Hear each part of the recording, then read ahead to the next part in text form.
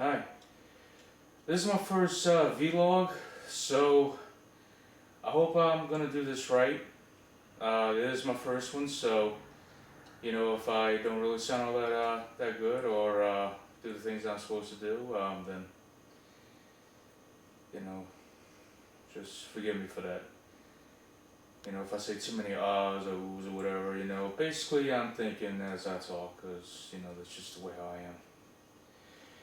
So anyway, to fill you guys in on where I've been for the last few years and why I haven't really been all that active on YouTube. Well, it started in 2009. I was at the grocery store and I was reading things on boxes, and I normally have 20/20 vision. And that time I noticed as I was reading, my vision was very blurry, and I was trying to figure out why. And then I realized, okay, consider that both my parents wore glasses their whole life. I figured I was just at that age where I had to get fitted for glasses as well. So I went to go see an eye doctor, and they put these drops in my eyes to make my pupils, open. Of course, they did it in a dark room, so my pupils could open up. And then when they put the drops in, they just stayed open. They looked in there and they noticed that they had swelling in my optic nerves. So they said it wasn't my eyes. Pretty much the swelling which was pushing the lens in my eyes, forward or sideways or whatever, and that is what was causing, my vision to get blurry to the point where I couldn't really read too many things. So I said it was a health issue. So I go to the hospital, and they noticed, that I had something like a listen to me, pseudo tumor. I said that. Pseudo tumor. See, I'm gonna mess up. Okay, so you gotta forgive me. And they had to do a spine biopsy. They had to do a spinal tap. I almost said the wrong word. The spinal tap to take fluid out of my spine. Because it was building up, like, I think in my neck area or something like that. So after they did that, I was fine after that. But then one test came back and they said that my kidneys were sluggish. I'm thinking, sluggish? What do you mean? So I was thinking, okay, well maybe it won't be such a big deal, considering that the last couple of times I went to the hospital, I was pretty much okay. It was just, minor things that would happen, and then after that, I'd be fine after that. Well, they had to send me to a kidney doctor. What they had to do is they had to do a renal biopsy on me. They had to stick a needle in my lower back into my kidney and pull a sample out, to see what the condition is. And when the results came back, they said, the doctor told me that 75% of my kidneys were scarred, and that I was going to need a transplant in a few years. I was like, well, isn't this just great? Just gets better and better. So, since 2009 all the way up to about 2000,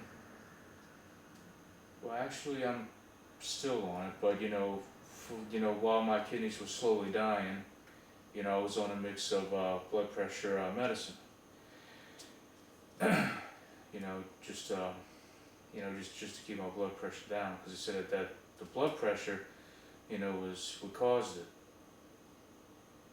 or some other things they said that caused it. I can't really think of them at the moment, but anyways, it's got something to do with my kidneys, going out. So, you know, for the next few years, I was just,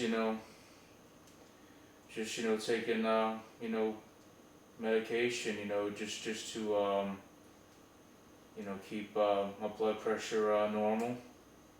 The foods that I eat, I had to, watch, the salt contents that was in it. And after about a few years later, I think it was around, it was actually, the day before Thanksgiving on 2011 was when my kidneys finally went out. There was many times where my body would get full of fluid to the point where it would start going into my lungs somehow, and as I was breathing at night, foam and bubbles would come out of my mouth while I was trying to sleep. It was really disgusting. So I go to the hospital, and they had to put a catheter right here on my chest, going into the main artery that goes to my heart. And I had to start getting dialysis treatments after that. So for the next 8 months, I had to get dialysis done. But right when they put the dialysis tube in me, and started giving my first treatment, my cousin Amy, who is a little younger than me, maybe about a week or two younger than me. She was nice enough and fortunate enough, and I was fortunate enough, to get a kidney, from her. And I really do appreciate that to this day, and I'll appreciate it for the rest of my life. So if you're watching this, Amy, I can't thank you enough. I really can't. So, about 8 months later, after a few tests was done to get to make sure that the blood matches and whatnot, and some other things, me and her, went in to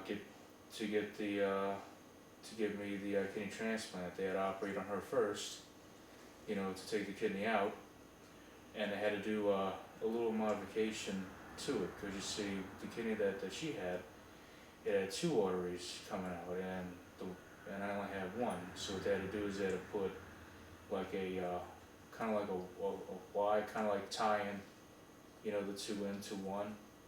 So because of that right there, I'm also on blood thinners too.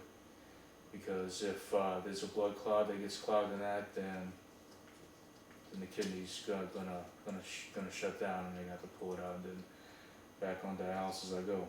And I'm just glad, that it didn't have to happen that way. So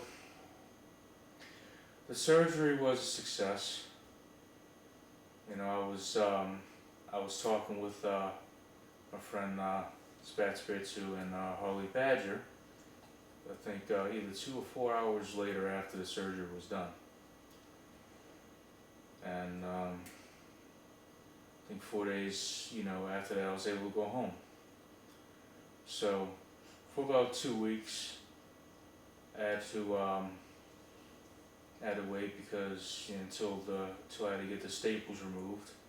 Basically, what they did is that they did a incision, starting from the left side of my stomach.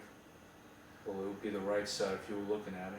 Yeah, the right side of me, but this is my left side. But anyway, my left side. They did the incision like this. Kind of looks like this famous internet smiley face shirt that I'm wearing. That's, pretty well known to some of the videos that I already have on my YouTube from the past. And all that was going good until I get the staples out. So I go in to go get the staples out, and as they pulled the staples out, everything was fine until they sat me up.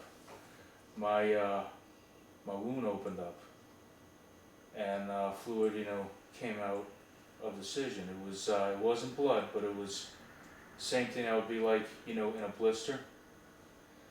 So they had to stuff it up with gauze, and they had to tape it up with bandages.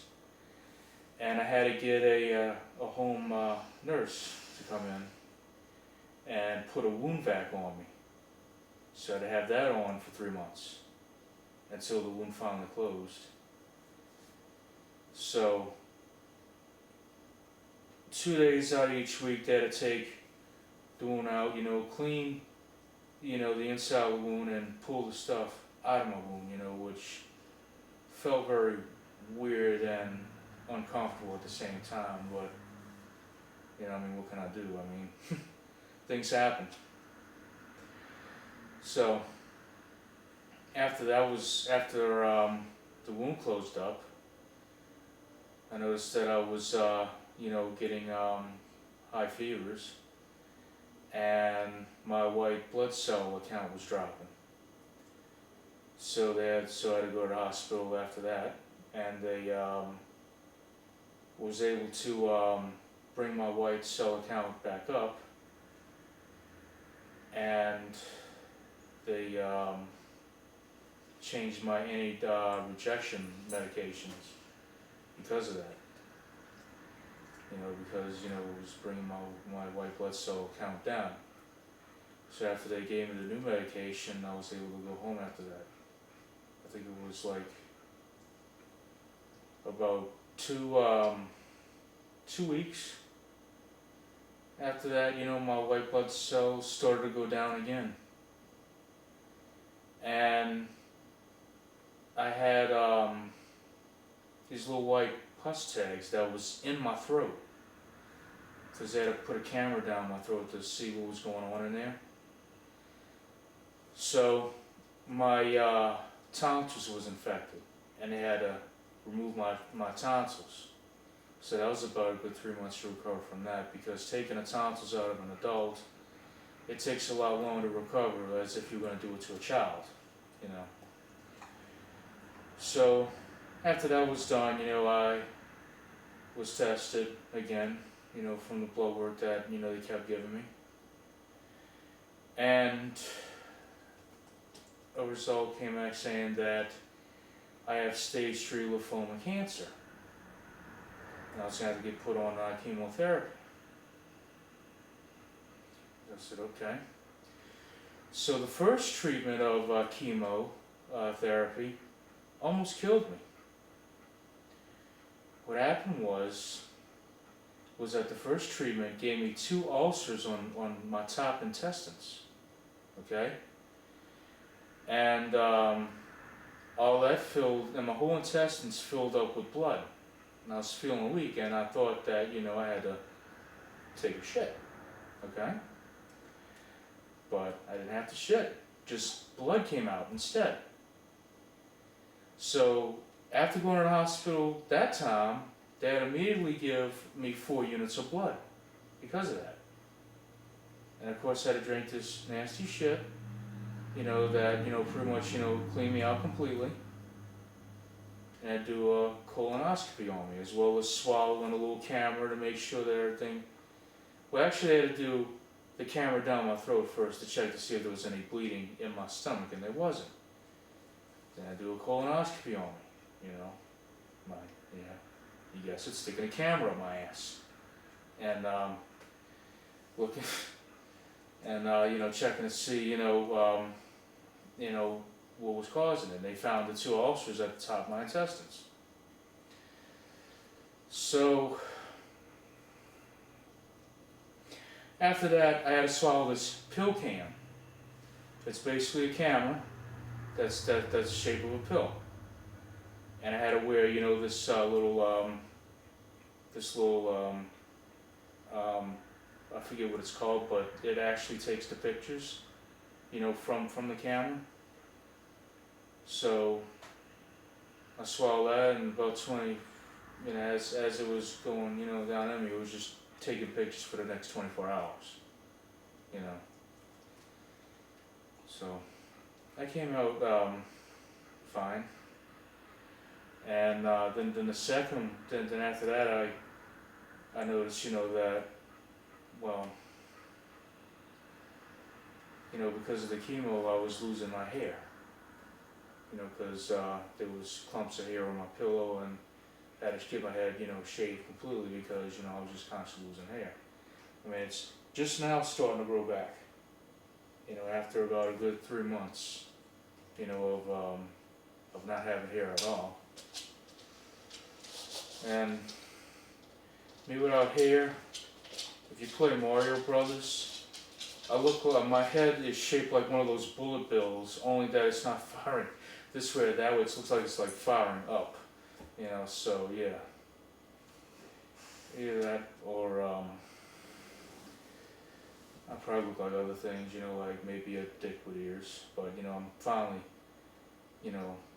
getting out of, looking like that, and I'm actually starting to get hair again and starting to look like a human being instead of, looking like this. So, in about 3 days I gotta get a PT scan, to get that taken care of. And that's pretty much been it. What's been going on with me. So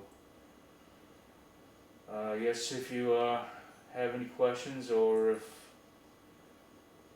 any concerns or whatever, just go ahead and just leave them at the comments below, and I'll answer them. Well, I guess that's it. Have a nice day.